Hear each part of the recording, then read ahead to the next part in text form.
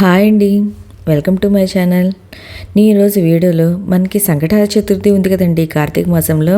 ఈ పూజకి సంబంధించి చాలామందికి చాలా సందేహాలు అయితే ఉన్నాయి. అవి ఏమిటో నేను ఇప్పుడైతే తెలియచేస్తానండి. వాటికి సమాధానాలు కూడా నేను ఇప్పుడు చెప్తాను. ఈ వీడియోలోకి వెళ్ళిపోయే ముందుగా మన ఛానల్లో ఈ సంకటహర చతుర్థి పూజ ఎలా చేసుకోవాలి, ముడుపు ఎలా కట్టుకోవాలి అనేది మన ఛానల్లో వీడియో అయితే అప్లోడ్ చేశానండి. ఇంట్రెస్ట్ ఉన్న వాళ్ళు ఒకసారి చూడండి. ఓకే అండి, ఇంక వీడియోలోకి వెళ్ళిపోదాము.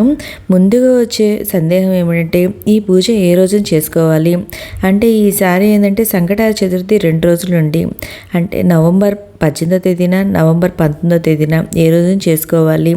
కొన్ని దాంట్లో తిథి ఏమో అది ఇవాళ 18వ తారీఖు అని చూపిస్తుంది, కొన్ని క్యాలెండర్లోనేమో 19వ తారీఖు అని చూపిస్తుంది.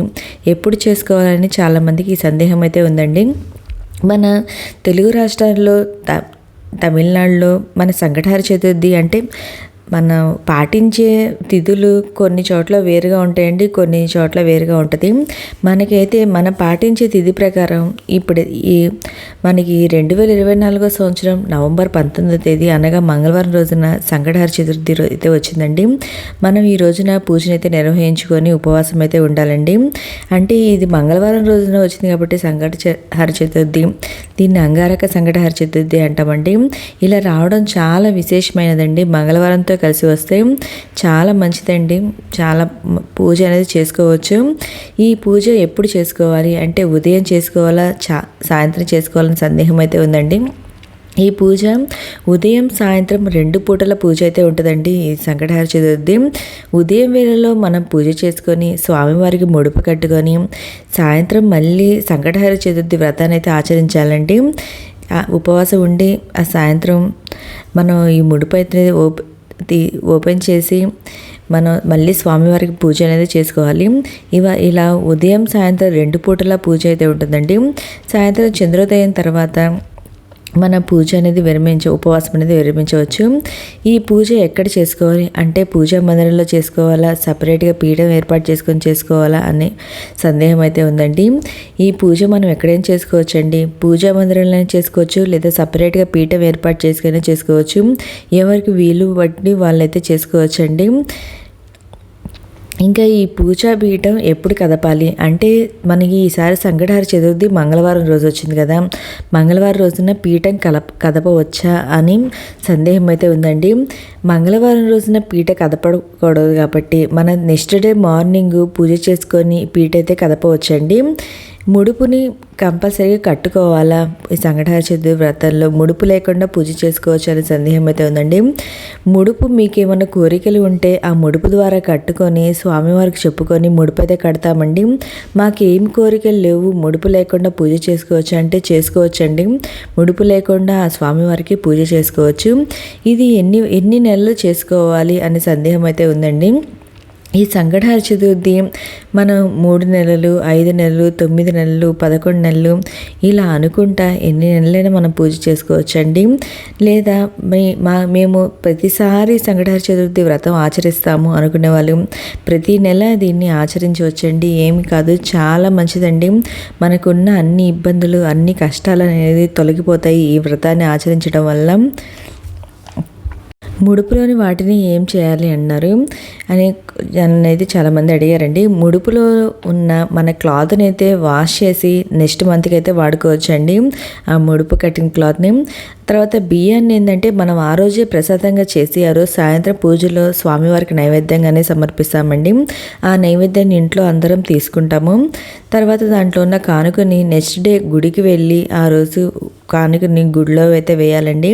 ఇంకా తమలపాకులు, ఒక్కలు అంటారా, అవి మీరు పారే వాటర్ స్వచ్ఛమైన నీటిలో వేయచ్చు, లేదా మనం ఇంట్లో అయినా వాడుకోవచ్చు అండి, ఏమి కాదు.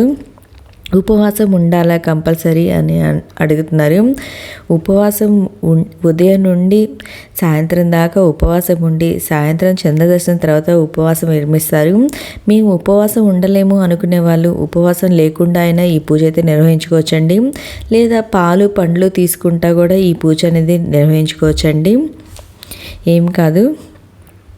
ఇంకా మా దగ్గర స్వామివారి చిత్రపటం లేదు, పూజ ఎలా చేసుకోవాలని అడిగారండి.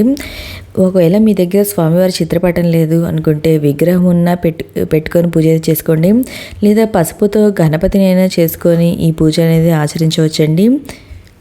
తర్వాత ఆ పసుపుని ఏంటంటే మనం వాటర్లో కలిపేసేసి ఆ పసుపు వాటర్లో కలిపేసి ఆ చెట్లకి నీళ్ళగా అన్న పోయవచ్చు, లేదని ఏదైనా పచ్చని చెట్లు మొదట్లో అయినా ఆ పసుపుని అయితే పెట్టొచ్చండి. పసుపు గణపతిని ఏమీ కాదు. ఇంకా ఈ పూజను ఎవరు చేయొచ్చు అంటే ఈ పూజను ఎవరైనా చేయొచ్చండి.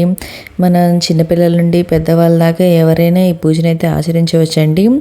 ఒకవేళ మధ్యలో అడ్డంకి వస్తే, ఒక నెల అడ్డంకి వస్తే మళ్ళీ ఎప్పుడు చేసుకోవచ్చు ఈ పూజ అని అనుకుంటున్నారు.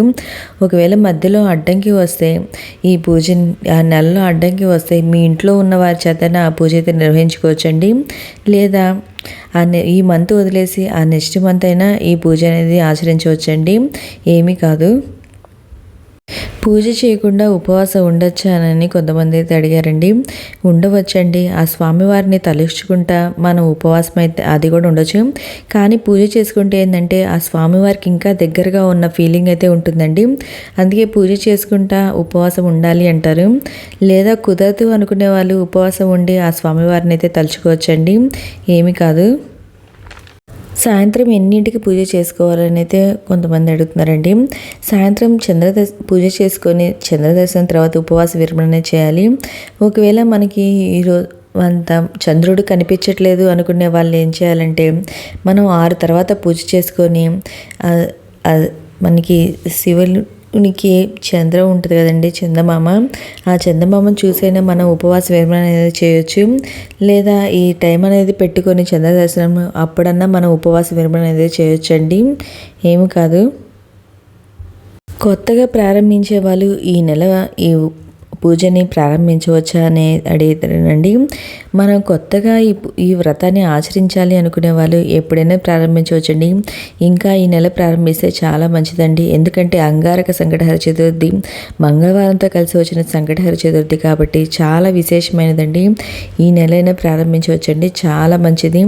మన మనసులో మనకి ఎన్ని కష్టాలున్నా అవన్నీ తొలగిపోతాయండి. మనకి ఎన్ని ఇబ్బందులున్నా అవన్నీ తొలగిపోతాయి ఈ వ్రతాన్ని ఆచరించడం వల్ల. ఓకే అండి, మీకు ఇంకా ఈ పూజకి సంబంధించి ఏమన్నా సందేహాలు ఉంటే నాకు కామెంట్ బాక్స్లో కామెంట్ పెట్టండి. ప్రతి ఒక్కరికి రిప్లై అనేది ఇస్తాను. Thank you for watching.